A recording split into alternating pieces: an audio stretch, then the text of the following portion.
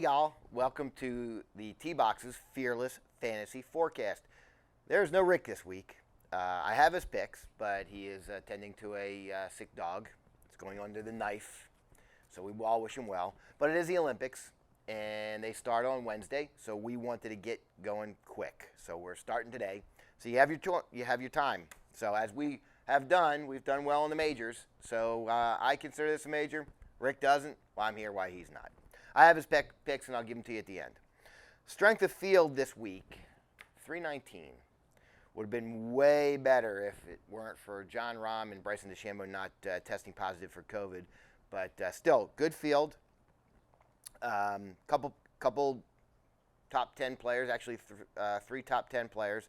It would have been five, but still really strong field, and all these guys get to represent their country. So I'll go with my teams. I have three teams and then just a fourth team cuz, and I'll give it to you in a minute. Yep, you know what? I'm going to give you that team first.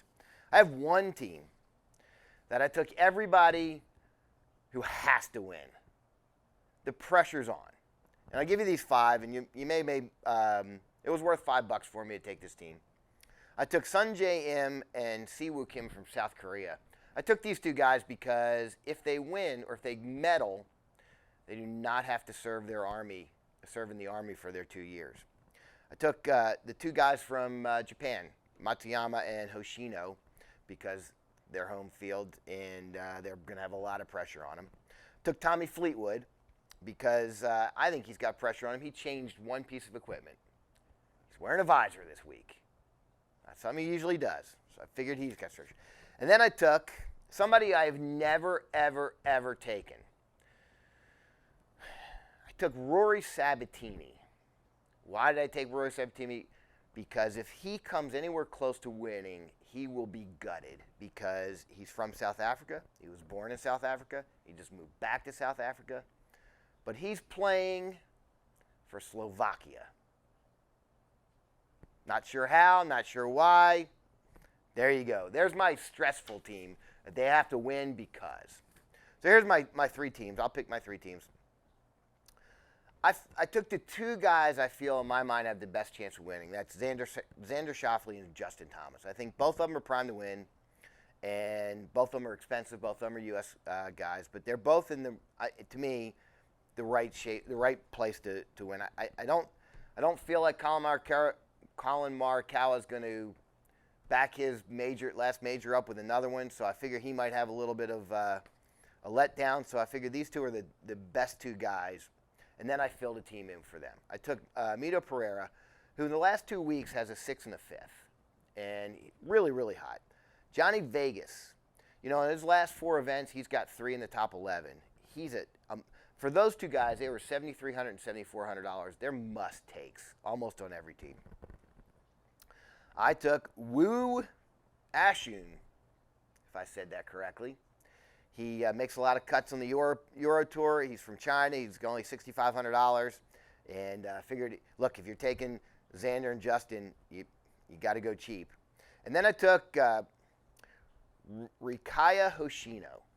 So he's Japan's own. I feel like he's not going to be in the limelight like Hideki was going to be. He's played in the last 3 majors, which obviously he's playing well. And to give you another taste of how well he's playing, he's won 3 times in Japan in the last month. So I have him on a couple teams. My next team, I've got Vegas and Schauffele on this team. I took Roy McIlroy. Risky pick. He hasn't won a major in a long time, so I figure this is kind of fitting, right? He wins this one. There's going to be controversy. Is this really major? Is it not a major? Is he playing for the right country? So I figured I'd take him on one team. I took the New Zealander, Ryan Fox. He's been playing well in the Euros.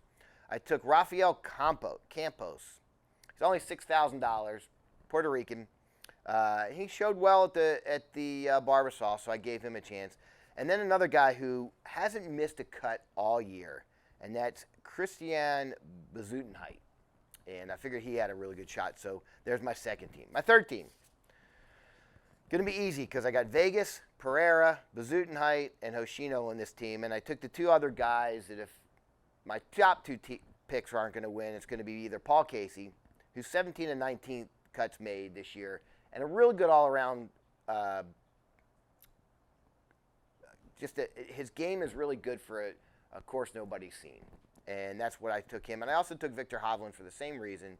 He missed a cut in the U.S. Open, and since then he won the BMW and he came 12th in the British. So I took him for that reason. And then I'll give you Rick's picks. So he took a lot of guys more than once. He took Mito Pereira and Johnny Vegas both twice. And why wouldn't you?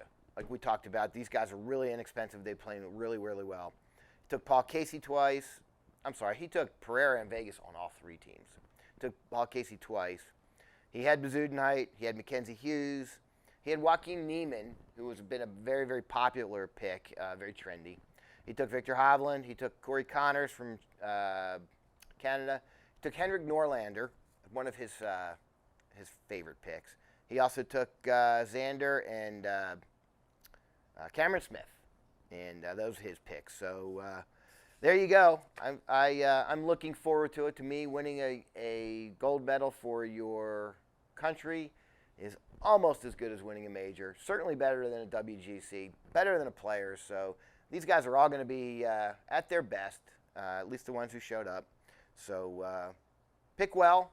I'm feeling really good this week. Feel like everybody's got to have Pereira and Vegas on a team. So I'm expecting good things out of them and good things from the U.S. Go U.S. We'll see you next week.